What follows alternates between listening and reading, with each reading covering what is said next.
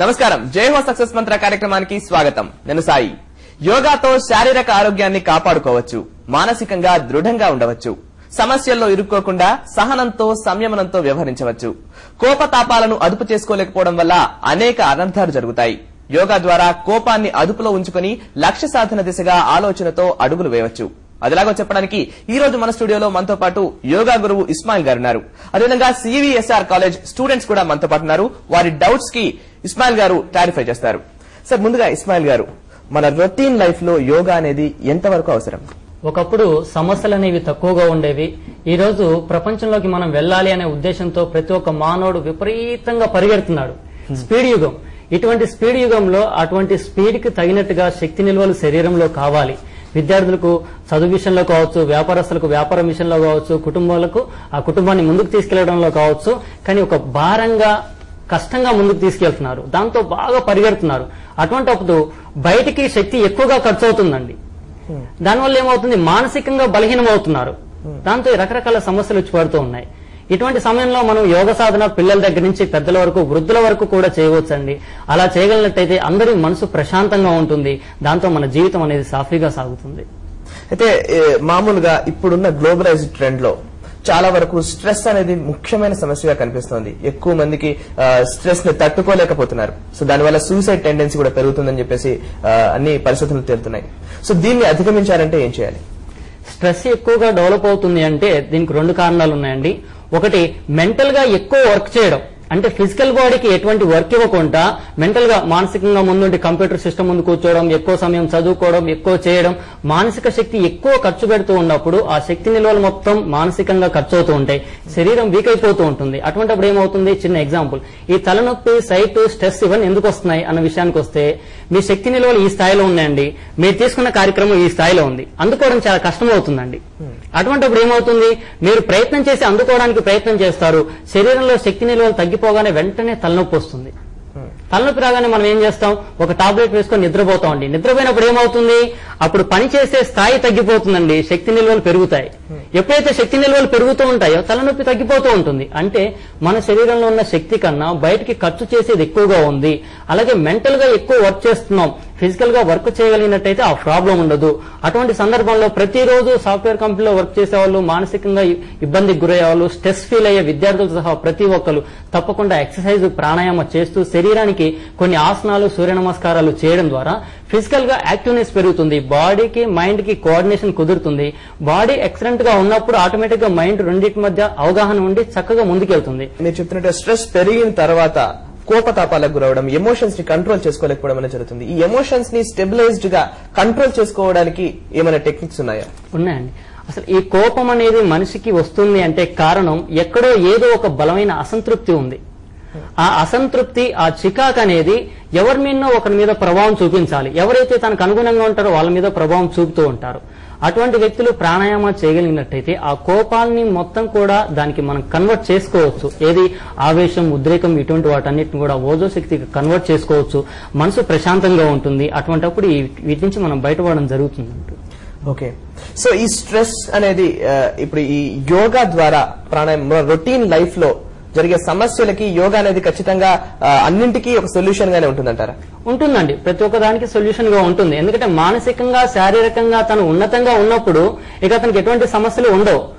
మానవ జీవితం ఉన్న తర్వాతకి కష్టాలు, నష్టాలు, బాధలు, అవమానాలు, అపజయాలు, ఈసడింపులు, ఎత్తుపొడుపులు, గొడవలు, విమర్శలు, XYZ అన్ని ఉంటాయండి. కానీ మానవుడు సమర్థతతో పోరాడాలి, సాధించాలి, విశ్వాసాన్ని పెంచుకోవాలి. వాటితో ఫైట్ చేసి మనం గెలవాలి అంటే ఈ లైఫ్ లో మనం ఈ యోగ సాధన చేయడం ద్వారా మానసిక శక్తి పెరిగి ఆత్మవిశ్వాసం అనేది పెరుగుతుంది. దాంతో వాటిని మనం అధిగమించవచ్చు. ఈ మధ్య కాలంలో కొంత యాక్సిడెంట్స్ అనేది ఎక్కువగా పెరుగుతున్నాయి. సో ఈ స్ట్రెస్ వల్ల కానివ్వండి, ఆలోచనని ఒక చోట నిలుపుకోలేకపోవడం వల్ల కానివ్వండి, ఇంకో ఆలోచనని పరధ్యానంలో ఇంకో వైపు మరణించడం కానివ్వండి, ఎక్కువ ఆలోచనలు ఒకటేసారి థింక్ చేయడం వల్ల కానివ్వండి, యాక్సిడెంట్స్ ఎక్కువ జరుగుతున్నట్టుగా కనిపిస్తుంది. సో వీటికి యోగా ద్వారా ఏమైనా రెమెడీ టెక్నిక్స్ ఉన్నాయా? తప్పకుండా ఉందండి. ఎలాగంటే ప్రతి ఒక్కరు ఏ పని చేస్తూ ఉన్నా గానీ ఇంత మనం చెప్పినట్టుగా బాడీ ఒక చోట, మైండ్ ఒక చోట, ఏదో సమస్యలు వాళ్ళు ఎప్పుడు పట్టి పీడిస్తూ ఉన్నాయి. ఆ సందర్భంలో తను వెళ్లాల్సిన గమ్యానికి వెళ్లకుండా బ్రేక్స్ పడుతూ ఉంటాయి. ఇటువంటి సందర్భంలో నేను పలానా ప్రదేశానికి చేరుకోవాలి అన్నదే ఆలోచిస్తారు కానీ ఈ ఇన్ టైంలో నేను చేరుకోగలనా లేదా, ఇంత వేగం పనిచేస్తుందా లేదా అనేది ఉండదు. అదే మన ఆలోచన పక్కకు తప్పగానే ఈ కంటి ద్వారా ఖర్చుకోవాల్సినటువంటి ఎనర్జీ కాస్త పక్కకు డైవర్ట్ అవుతుంది. కంటి ముందున్న దాన్ని మనం రికగ్నైజ్ చేయలేం. దాంతో అక్కడ పొరపాటు జరుగుతుంది. మనం ఏమంటాం, ఏదైనా చిన్న పొరపాటు జరిగినా సారీ అండి చూసుకోలేదండి అంటాం. ఎందుకు చూసుకోలేదు? కంటితో చూశారు కానీ దాన్ని గుర్తించలేకపోయారు. ఎందుకు గుర్తించలేకపోయారంటే ఆలోచన క్రమం అనేది పక్కకు తప్పిపోతూ ఉంటుంది. ఈ ఆలోచన క్రమాన్ని మనం సరి చేసుకోగలిగితే, మన మనసును మన ఆధీనంలో ఉంచుకోగలిగితే ఈ యోగ సాధన ద్వారా ఇది సాధ్యమవుతుంది. ఈ యోగ సాధన అనేది ప్రతి ఒక్కరు చేయడం ద్వారా ఈ మనసు ఫాస్ట్ గా వెళ్లేటువంటి మనసుని ఒక ఆధీనంలోకి తీసుకురావడం జరుగుతుంది. అప్పుడు ఇటువంటి యాక్సిడెంట్స్ మొత్తం కూడా మనం క్యూర్ చేసుకోవచ్చు. కాబట్టి నేను చెప్పేది ఏంటంటే ఎవరు కూడా ఎటువంటి సమస్య వచ్చినా గానీ దాన్ని మనం అధిగమించడానికి ఉండాలి. కానీ నేను చేయలేను, నా వల్ల కాదు, కూడదు, నేను చస్తే బాగు, ఇలా చేస్తే బాగా నెగటివ్ థింకింగ్ నుంచి బయటపడ్డ రోజు ఈ సూసైడ్స్ అన్ని ఉంటాయి. ఈ నెగటివ్ థింకింగ్ అనేది మైండ్ లోకి రానివ్వకూడదు. రానివ్వకుండా తీసుకెళ్లి యోగ సాధన చేస్తూ ఉంటే ఈ ఎమోషన్స్ అన్నిటినీ కంట్రోల్ చేస్తుందండి యోగ సాధన. మెడిటేషన్ అనేది చాలా బాగా ఉపయోగపడుతుంది. అటువంటిప్పుడు వీళ్ళకి ఏమనిపిస్తుందంటే ఆత్మస్థైర్యం పెరిగినప్పుడు, ఆత్మవిశ్వాసం పెరిగినప్పుడు, నేను ఏదైనా సాధించగలనటువంటి ధైర్యం కలిగినప్పుడు మనం ఏదైనా దాన్ని హ్యాండిల్ చేయగలుగుతాం. జై హో సక్సెస్ మంత్రాలు ఇప్పుడు ఒక షార్ట్ బ్రేక్ తీసుకుందాం. Stay tuned.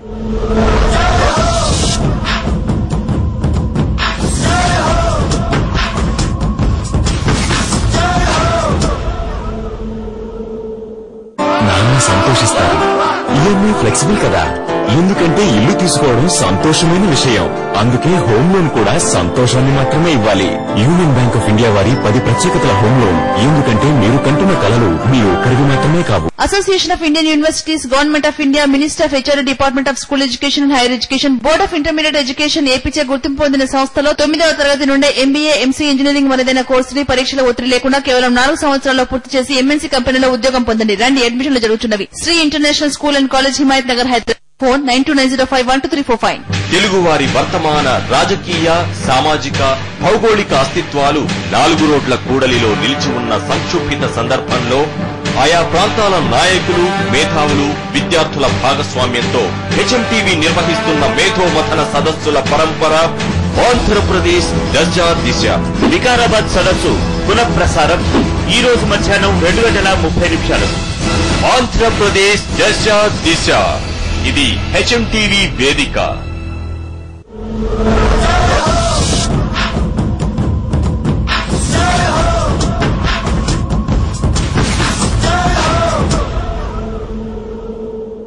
Welcome back to జై హో సక్సెస్ మంత్ర. మీరు చెప్తున్నట్టుగా చాలా మందికి నేనేం చేయలేను, నా వల్ల ఏది కాదు అనే ఫీలింగ్ చాలా మందికి ఉంటుంది. దానివల్ల సూసైడ్ వరకు కూడా వెళ్లే సందర్భాలు ఉన్నాయి. సో దీన్ని అధిగమించాలంటే మీరు ఇంతకుముందు చెప్పారు మానసికంగా బలంగా ఉండాలని. మానసికంగా బలాన్ని చేకూర్చుకునే విధంగా ఉండాలి అనంటే, బలంగా ఉండాలి అనంటే యోగ సాధనాలు ఏవి చేస్తే బాగుంటుంది? ఇది మానసికంగా శారీరకంగా 2 కావాలండి. ఇది మనసును ఆధీనంలో ఉంచుకోవడం చాలా కష్టమైన పని. అయితే ఇదే విషయం గురించి అర్జునుడు శ్రీకృష్ణుని అడుగుతాడు. ఏమనంటే మనసును ఆధీనంలో తెచ్చుకోవడం, స్వాధీనంలో తెచ్చుకోవడం కష్టంగా ఉంది, దీనికి ఏ మార్గం అని అడుగుతారు. దాంట్లో 2 మార్గాలు చెప్తారు. ఒకటేంటంటే అభ్యాసము, వైరాగ్యము. అభ్యాసం అంటే ఏంటి? అభ్యాసం అంటే మనిషికి ఏదైనా ఒక బలమైన లక్ష్యం ఉండాలి. బలమైన లక్ష్యం, ఆ లక్ష్యం దృశ్యాన్ని ఆలోచించాలి, ఆ లక్ష్యం దృశ్యాన్ని పనిచేయాలి, ఆ లక్ష్యాన్ని నిరంతరం మనసులో స్మరణ చేసుకుంటూ దానికి సంబంధించిన ఆలోచనలే ఉండాలి, దానికి సంబంధించిన పనులే ఉండాలి. అలా చేసినప్పుడు నువ్వు దాని నుంచి బయటపడతావు. ఇంకొకటి వైరాగ్యం అన్నారు. వైరాగ్యం అంటే స్పిరిచువల్ గా ఏమంటారంటే అన్ని వదిలేయాలి, సన్యాసంలోకి వెళ్ళిపోవాలంటారు. అది కాదండి వైరాగ్యం. ఇక్కడేంటి, మీ లక్ష్య సాధనకి ఏదైతే అడ్డు తగులుతుందో వాటిని మీరు అవాయిడ్ చేయాలి. ఫర్ ఎగ్జాంపుల్, మీరు ఎగ్జామ్ సమయం దగ్గర పడింది, స్నేహితులు ఎక్కువగా వస్తున్నారు, ఆటలు బాగా గుర్తొస్తున్నాయి. ఈ పరీక్షల సమయంలో అది మీకు అడ్డు కాబట్టి ఆటల్ని దూరం పెట్టాలి, ఫ్రెండ్స్ ని దూరం పెట్టాలి. ఇలా మీకు లక్ష్య సాధనకి ఏదైతే ఆటంకం కలిగిస్తుందో వాటన్నిటినీ దూరం ఉంచాలని చెప్తాడు. ఇలా చేయడం వల్ల అభ్యాసం, వైరాగ్యం ఈ రెండింటినీ కోఆర్డినేషన్ చేసి తీసుకెళ్లడం ద్వారా మనసు మన ఆధీనంలో ఉంటుంది. అలా కాని పక్షంలో రెండోది ఏంటంటే యోగ సాధన. యోగ సాధన చేసినప్పుడు ఏమవుతుంది, మనసు అనేది అంతర్ముఖం చెందుతుందండి. అంతర్ముఖం చెందుతూ ఉన్నప్పుడు ఇక బయటి ఆలోచనలని రావు, బయట ఆలోచనలకు దూరంగా ఉంటాం. ఆలోచన తీవ్రత తగ్గిపోతుంది, నెగిటివ్ థింకింగ్ తగ్గిపోతుంది, ఆలోచనలు దూరం అవుతున్నా కొద్ది ఏమవుతుంది, మానసిక ప్రపంచంలో మనం జయించగలుగుతాం కాబట్టి ఈ సమస్యలు మనం అధిగమించగలుగుతాం. కాబట్టి ఇటు ప్రాణాయామ, మెడిటేషన్, ఈ యోగ సాధన కావాలి, అలాగే మానసికంగా బలమైన లక్ష్యం ఉండాలి. ప్రతి ఒక్కరు ఒక లక్ష్యం దృష్ట్యా ముందుకెళ్తూ యోగ సాధన చేస్తూ ఉంటే వాటిని మనం అధిగమించవచ్చు. ఈ మధ్య కాలంలో మనం చాలా మంది చూస్తున్నాం సార్, చిన్న వయసులోనే దృష్టి లోపాలు, దృష్టి సమస్యలు, సైట్ ప్రాబ్లమ్స్ చాలా వరకు కనిపిస్తున్నాయి. చిన్న వయసులోనే కొన్ని ఆరోగ్య సమస్యలు ఎక్కువగా కనిపిస్తున్నాయి. సో ఇవన్నిటిని అధిగమించాలంటే కనుక యోగా వల్ల దాన్ని అధిగమించే ఛాన్సెస్ ఉన్నాయంటారా? తప్పకుండా ఛాన్స్ ఉందండి. ఈ చిన్న వయసులో అనే సమయంలో మనం చూసినట్టయితే పిల్లలు చాలా బలహీనంగా ఉండడం ఒకటి చూస్తూ ఉంటామండి.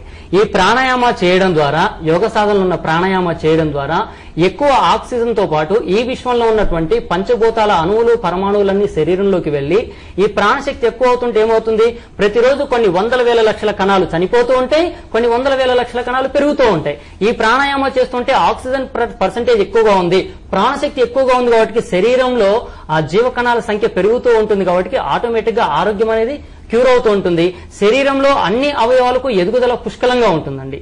దానికి తోడు ఇక సైట్ ప్రాబ్లం ఇటువంటివి వస్తుంటాయి. అవి జన్యుపరంగా రావచ్చు, లేకపోతే మానసికంగా ఒత్తిడి ఎక్కువ. చిన్నపిల్లలకు మానసిక ఒత్తిడి ఏంటంటే చదువులని ఏదో ఒక భయం, టీచర్స్ కొడతారు, లేకపోతే ఆ పని చేయాలి, ఈ పని చేయాలి, ఇటు ఐఐటికి వెళ్ళాలి, ఇటు వెళ్ళాలి, అది చేయాలి, ఇది చేయాలనేటువంటి వర్క్ ఎక్కువగా ఉండి దాని మీద ఎక్కువ కాన్సన్ట్రేషన్ చేస్తారు.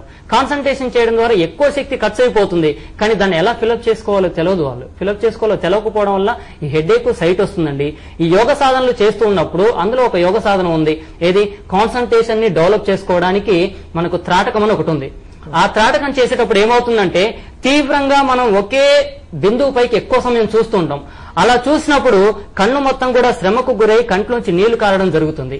కంట్లోంచి నీళ్లు కారిన తర్వాతకి వాటిని ఇలా పట్టుకొని చూస్తే మందంగా, చిక్కగా అనిపిస్తాయి. అంటే ఇదేంటి, ఇది గతంలో పిల్లలు ఏదైనా ఇబ్బందులు వచ్చినప్పుడు ఏడవడం జరిగినప్పుడు ఈ కంట్లో ఉన్నటువంటి, దృష్టిలో ఉన్నటువంటి మలినాలన్నీ బయటకు వెళ్ళిపోయాయి. ఈ రోజుల్లో తల్లిదండ్రులు చాలా ప్రేమగా చూసుకుంటున్నారు. దాంతో ఏమవుతుంది, ఆ డస్ట్ అనేది దాంట్లో ఉండి లెన్స్ మధ్య డిస్టర్బెన్స్ ఏర్పడి సైట్ వస్తుందండి. రొటీన్ లైఫ్ లో చాలా సమస్యల్ని వేధిస్తున్నాయి. చాలా సమస్యలకి ఈ ప్రాణాయామం కానీ యోగాసనాలు అనేవి ఒక సొల్యూషన్ గా మీరు చెప్తున్నారు. సో ఇది సైంటిఫికల్లీ ఇది ఎలా మీరు ప్రూవ్ చేయగలుగుతామండి. ఎలాగంటే ఒక విషయం చెప్తున్నాను. ఇప్పుడు పిల్లలకి మేము ఎగ్జామ్స్ చదువుకుంటున్నామండి, చదువుకునే సమయంలో మాకు టైమే లేదు. మరి మేము ఎగ్జామ్స్ లో మంచి మార్కులు తెచ్చుకోవాలంటే మాకు మెమరీ పవర్ ఎలా డెవలప్ అవుతుంది, కాన్సన్ట్రేషన్ ఎలా డెవలప్ అవుతుంది అంటే ఇటు వినండి. ఇంతకుముందు మనం చెప్పుకున్నాం ఏమని, మానవుడు తీసుకునేటువంటి 60% ఆక్సిజన్ అనేది బ్రెయిన్ కు, బాడీకి సరిపోవడం లేదు. 30% దీనికి, 30% దీనికి అవుతూ ఉంటుంది. అటువంటిప్పుడు నెగిటివ్ థింకింగ్ పెరుగుతుంది, భయాలు పెరుగుతున్నాయి. ఈ ప్రాణాయామం అనేది 100% నిండుగా శ్వాస తీసుకోవడం, కొద్దిసేపు బంధించడం, పూర్తిగా వదిలేయడం. ఇలా తీసుకున్నప్పుడు ఊపిరితిత్తులు నిండుగా శ్వాస తీసుకోవడం ద్వారా ఎక్కువ ఆక్సిజన్ బ్రెయిన్ కి అందుతుంది. బ్రెయిన్ లో ఉన్నటువంటి ప్రతి న్యూరాన్ కి ఆక్సిజన్ కంటెంట్ అందుతుంది. అప్పుడు అంతకుముందు ఒక కొంత పర్సెంటేజ్ న్యూరాన్స్ వర్క్ చేసినప్పుడు ఈ ప్రాణాయామ చేసినప్పుడు ఎక్కువ న్యూరాన్స్ వర్క్ చేస్తాయి. అలాగే ఈ న్యూరాన్స్ యొక్క కెపాసిటీ పెరుగుతుంది.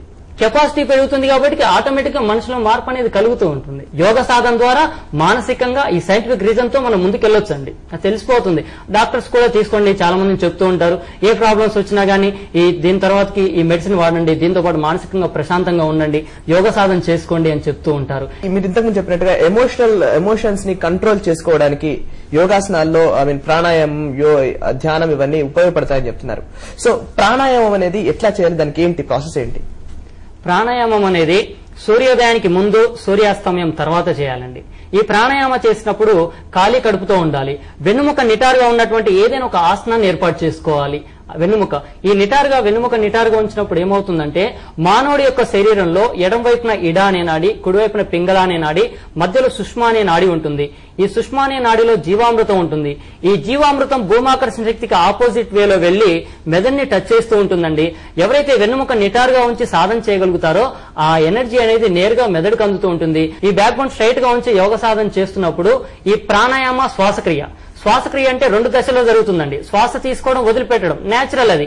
మరి ప్రాణాయామం అంటే 4 దశలు ఉంటాయి. ఊపిరితిత్తులు నిండుగా శ్వాస తీసుకోవాలి, ఇది ఒకటి.